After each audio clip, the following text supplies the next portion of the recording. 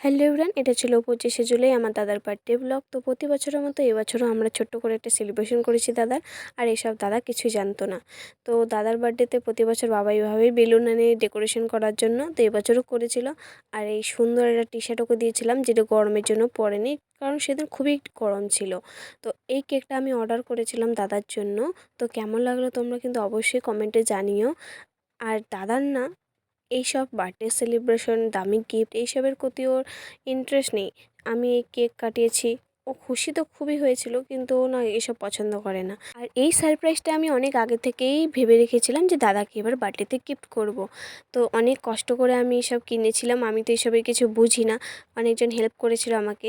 তো তারপরে দাদাকে যখন গিফটটা দিলাম, ও তো খুবই খুশি হয়েছিল, কিন্তু যখন দাম শুনলো তখন তো খুব ক্ষেপে গিয়েছিলো, বকাবকি করছিল আমাকে।